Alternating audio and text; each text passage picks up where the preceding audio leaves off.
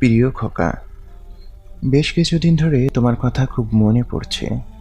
ঘুরে ফিরে কেবল পুরনো দিনের স্মৃতিগুলোই চোখের সামনে ভেসে উঠছে বারবার। তখন সময়টা ছিল বিয়ের প্রায় বছর দেড়েক পর।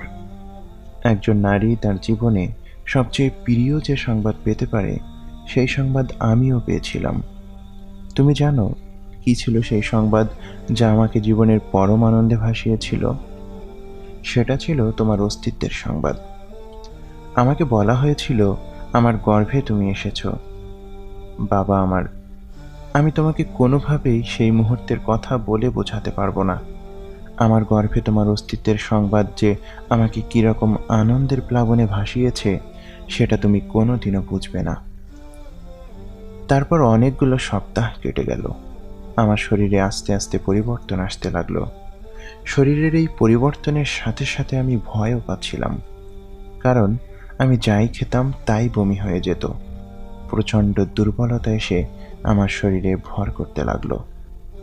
তুমি বড় হওয়ার সাথে সাথে আমার শরীরও দিন দিন বড় হতে লাগলো।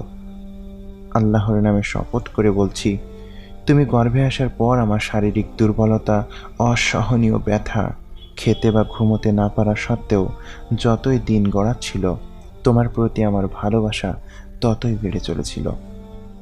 আমার ধ্যান, জ্ঞান, স্বপ্নে সবখানে শুধু তুমি আর তুমি।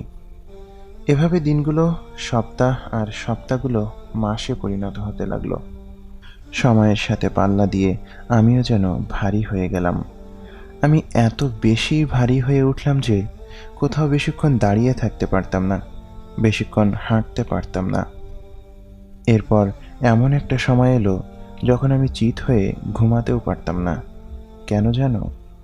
কারণ তোমার ওজন আমার বুকে প্রচণ্ড ব্যথা তৈরি করত। তাই আমি পাশ ফিরে ঘুমাতাম। তবুও আমার ভেতরে একটা ভয় কাজ করত। ভাবতাম পাশ ফিরে ঘুমোতে গিয়ে আবার তোমার গায়ে কোনো আঘাত লাগে কিনা, তোমার কোনো ক্ষতি হয়ে যায় কিনা। সারাক্ষণ এই ভয়ে আমার ভেতরে কাজ করত। এই আশঙ্কা নিয়েই কত রাত আমার নির্ঘুম কেটে গেছে তুমি জানো না। কত বিচিত্র আর ভালো লাগার ছিল সেই প্রহরগুলো। এভাবে দিন যতই যাচ্ছিল, তোমার প্রতি আমার ভালোবাসা ততই বাড়ছিল। তোমার প্রতি আমি আরও বেশি মনোযোগী, আরও বেশি যত্নশীল হয়ে উঠছিলাম। তোমাকে একটু ছুঁয়ে দেখার ইচ্ছে আমার তীব্র থেকে তীব্রতর হতে লাগলো। আমি নীরবে কান পেতে শুনতাম তুমি কোনো শব্দ করছো কিনা, নড়াচড়া করছো কিনা। যখনই তুমি নড়ে উঠতে, আল্লাহর কসম, মনে হতো আমি যেন তখনই মারা যাব।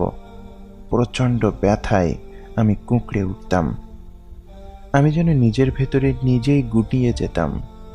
বিশ্বাস করো, মুখের ভেতর কাপড় গুঁজে সেই ব্যথা আমি কত শতবার নিজের ভেতরে চাপা দিয়ে দিয়েছি। কাউকে জানতেও দিইনি। কেন জানো? শুধু তোমার জন্য। এরপর একদিন সেই সময়টা এলো, সেই মাহেন্দ্রক্ষণ, যেদিন আমি এমন এক ব্যথা অনুভব করলাম যা আমি এর আগে কখনো অনুভব করিনি।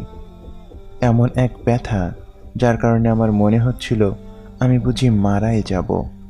ব্যথার পর ব্যথা, চাপের পর চাপ, সেকেন্ডের পর সেকেন্ড, মিনিটের পর মিনিট।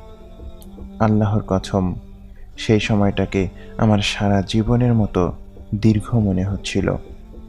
সেই মৃত্যুসম যন্ত্রণার মধ্যে দিয়ে যখন যাচ্ছিলাম, বিশ্বাস করো, তখনও একটিবারের জন্য আমি তোমাকে অভিশাপ দেইনি। এক মুহূর্তের জন্যও আমি তোমাকে দোষারোপ করিনি। বরং সে সময়েও আমি এক অন্যরকম আশা, আকাঙ্ক্ষা নিয়ে তোমার জন্য অপেক্ষা করছিলাম। তোমাকে একটু ছুঁয়ে দেখার ইচ্ছের কাছে জগতের সকল যন্ত্রণা, সকল ব্যথা যেন পরাজিত হয়ে গেল। অপরিসীম ভালোবাসা, আদর আর মায়া ভর্তি এক হৃদয় নিয়ে আমি তোমার জন্য প্রহর গুনছিলাম। অতঃপর তুমি পৃথিবীতে এলে। শপথ সেই সত্তার, যার হাতে আমার প্রাণ। তোমার চেহারা দেখা মাত্রই সকল যন্ত্রণা, সকল দুঃখ, ব্যথা যেন নিমিষেই মিলিয়ে গেল। এতক্ষণ যে ব্যথা আমার কাছে মৃত্যুসম মনে হচ্ছিল, সেটা যেন কর্পূরের মতো কোথায় উবে গেল, এবং আমার দু চোখে ব্যথা আর যন্ত্রণার যে অশ্রু ছিল, মুহূর্তে সেটা আনন্দের অশ্রুতে পরিণত হলো। যখন আমি তোমাকে ধরলাম এবং বুকে টেনে নিলাম। আমি হাসলাম আর বললাম, সুবহানা রব্বিয়াল আলা। আল্লাহ আমাদের এক মহা আশীর্বাদ দান করেছেন, এক মহা নিয়ামত দান করেছেন।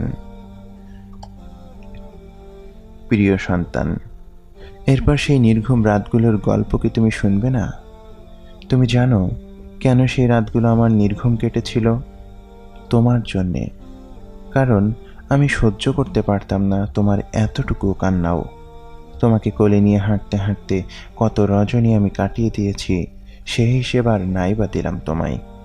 দিনের বেলায় তোমার দেখাশোনা করে আমি এত ক্লান্ত হয়ে পড়তাম, আমি এতই ভেঙে পড়তাম যে মন না চাইতেই শরীরটা বিছানায় এলিয়ে দিতাম। কিন্তু যখনই তুমি আমার পাশ থেকে শব্দ করে উঠতে, আমি হুড়মুড় করে উঠে যেতাম। আমি দিক বিদিক শূন্য নয়নে তোমাকে খুঁজে নিতাম। আস্তে আস্তে তুমি বড় হতে লাগলে। যখন তুমি হামাগুড়ি দিতে, আমি সেই দৃশ্য দেখে হেসে কুটি কুটি হতাম।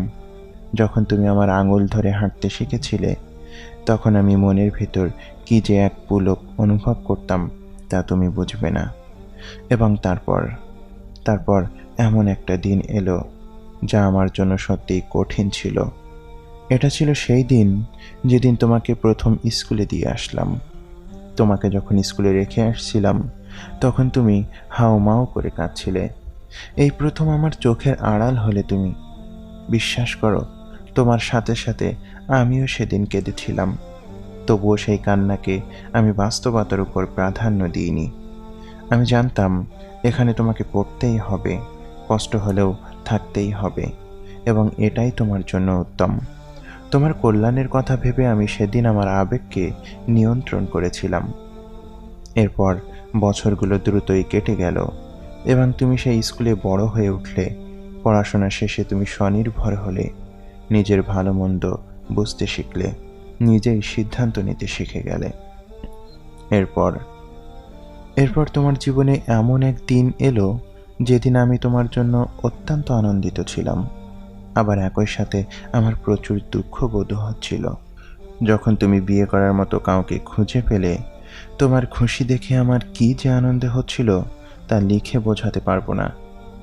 কিন্তু বাবা, একই সাথে আমার অনেক খারাপও লাগছিল সেদিন।